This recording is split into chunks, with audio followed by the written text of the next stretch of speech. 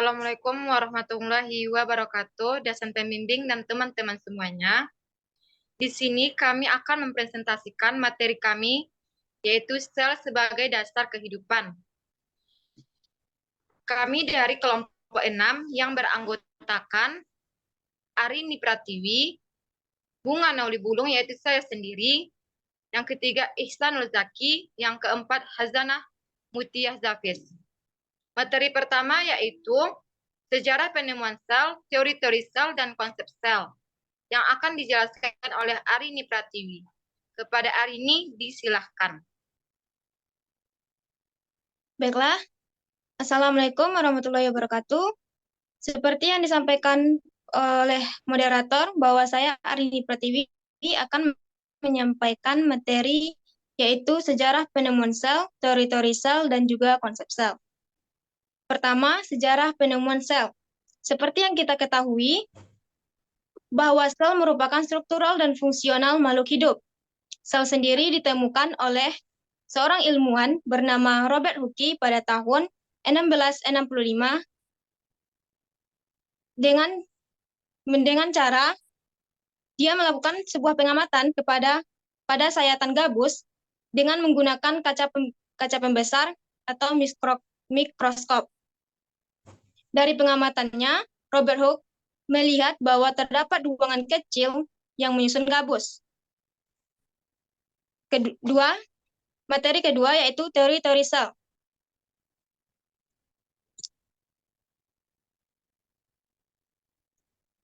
Teori sel terbagi menjadi 3 menurut para ahlinya, yaitu teori sel Schleiden, kedua teori sel Max Schultz, ketiga teori sel Rudolf Virchow. Pertama yaitu teori sel Schleiden. Menurut teori ini, sel sendiri adalah kesatuan atau unit struktural makhluk hidup yang ditemukan oleh seorang yang bernama Jacob Schleiden sekitar tahun 1804 sampai 1885 dan juga didukung oleh Theodor Schwann sekitar tahun 1810 hingga 1882. Kedua, teori sel Max Schultz. Max Schultz pada tahun 1825 sampai 1874 mengatakan bahwa protoplasma adalah dasar fisik dari sebuah kehidupan. Di dalam sebuah sel akan terjadi bentuk kerjasama antara jaringan dan juga organel sel dengan baik, sehingga proses tersebut bisa membantu makhluk hidup untuk melakukan aktivitas dengan baik. Ketiga, teori sel Rudolf Virchow. Rudolf Virchow mengungkapkan bahwa sel adalah sebuah unit pertumbuhan yang paling kecil dari makhluk hidup. Artinya, setiap makhluk hidup yang ada di dalamnya mempunyai sel yang nantinya akan tumbuh dan juga berkembang dari kecil menjadi sebuah organisme yang lebih besar dan memiliki fungsi. Terakhir, konsep sel. Sel adalah unit dasar kehidupan. Bisa dikatakan bahwa sel hidup secara terpisah dari salah saja bakteri yang merupakan organisme uniseluler pada dasarnya bisa dilakukan oleh sel. Sampai di sini penjelasan yang saya berikan, saya kembalikan kepada moderator. Baiklah, materi selanjutnya itu metode pengamatan sel. Di sini kami menyediakan 3 metode pengamatan sel. Yang pertama, mikroskopi, yang kedua, pewarnaan, yang ketiga, fraksionasi sel. Metode pertama yaitu mikroskopi. Dari namanya saja sudah familiar, yaitu mikroskop.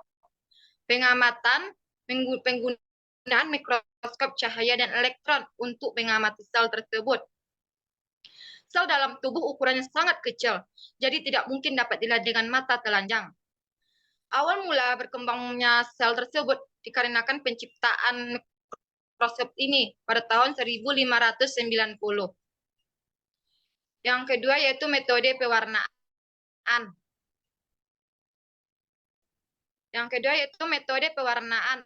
Teknik pewarnaan untuk membedakan struktur sel tersebut. Yang ketiga, metode fraksionasi sel. teknik yang mempelajari struktur dan fungsi sel dengan menggunakan peralatan centrifuge yang memutar tabung reaksi yang menahan campuran sel yang terganggu pada kecepatan tertentu. Sebenarnya kalau kita searching-searching lagi di Google, masih metode ini, misalnya biarkan sel untuk mengamati metabolisme dan pembelahan sel. Yang selanjutnya itu metode mikroteknik. Yang ketiga itu metode sitokimia. Metode sitokimia ini masih menggunakan mikroskop. Akan tetapi di sini sel tersebut ditambahkan bahan enzim. Dan ada metode biokimia dan sitogenik. Baiklah, sampai di situ metode penjelasan metode pengamatan sel. Materi selanjutnya yaitu sifat fisik dan sifat kimia sel yang akan dijelaskan oleh Hazanah Mutiah Zafiz.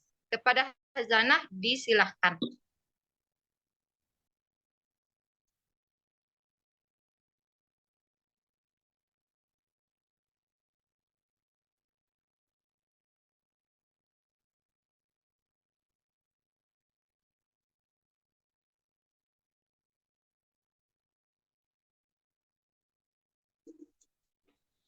Maaf Hazanah, mikrofonnya tidak dihidupkan.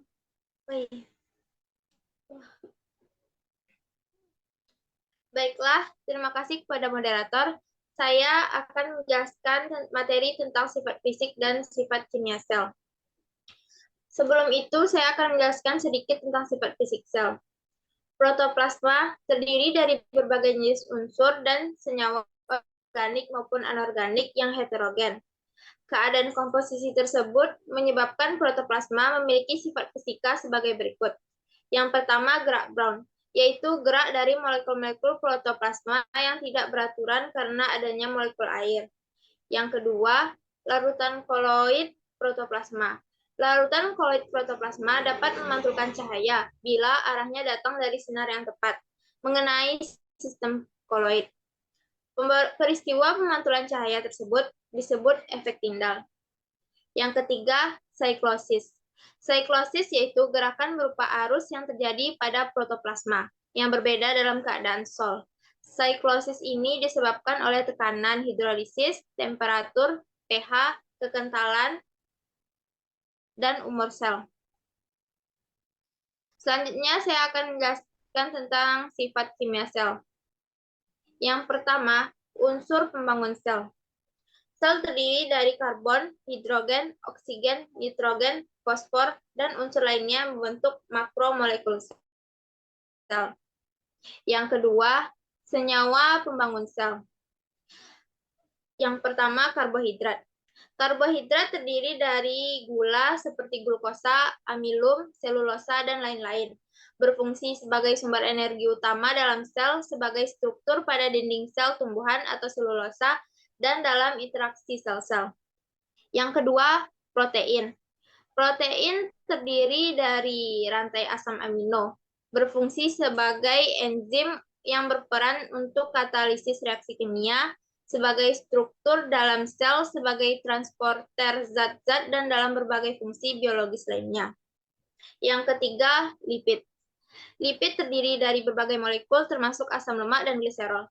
Berfungsi membentuk membran sel sebagai penyimpan energi sebagai komponen penting yang dalam struktur membran organel dan sel. Yang ketiga, asam nukleat. Asam nukleat terdiri dari DNA dan RNA. Fungsi dari DNA sendiri yakni menyimpan informasi genetik, sedangkan RNA berperan dalam transkripsi dan translasi genetik untuk sintesis protein. Terakhir, air. Air sebagai komponen utama dalam sel. Baiklah, selanjutnya sekian materi yang saya sampaikan. Saya kembalikan kepada moderator. Baiklah, untuk materi selanjutnya yaitu struktur sel yang akan dijelaskan oleh Ihsanul Zaki. Kepada Ihsanul Zaki disilahkan.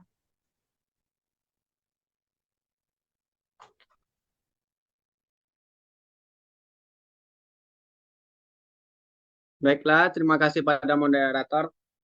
Saya akan menjelaskan sedikit tentang struktur sel.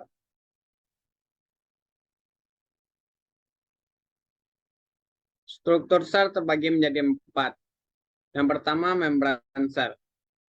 Membran sel berfungsi sebagai penghalang fisik yang memisahkan antara isi sel dari lingkungan eksternal. Ini dapat menjaga kondisi sel internal, mengatur transportasi zat-zat, berperan dalam interaksi sel-sel, dan berfungsi sebagai situs reseptor untuk sinyal eksternal. Struktur dari membran sel terdiri dari lipid bilayer ganda yang mengandung protein transmembran, kolesterol, dan karbohidrat. Fosfolipid adalah komponen utama lipid bilayer dengan kepala hidrofilik dan ekor hidrofobik. Yang kedua, organel sel. Organel sel terdiri dari nukleus, mengandung materi genetik atau DNA yang mengatur aktivitas sel. Yang kedua, mitokondria adalah tempat utama produksi energi sel dalam bentuk PAT melalui respirisasi seluler. Yang ketiga, RE atau biasa disebut retikulum endoplasma. Terdiri dari 2 bagian, yaitu RE kasar dan RE halus. Selanjutnya, aparatus Golgi. Mengubah dan mengemas dan mengirim produk-produk sel seperti protein dan lipid ke lokasi yang tepat dalam sel atau ke luar sel melalui vesicle transport.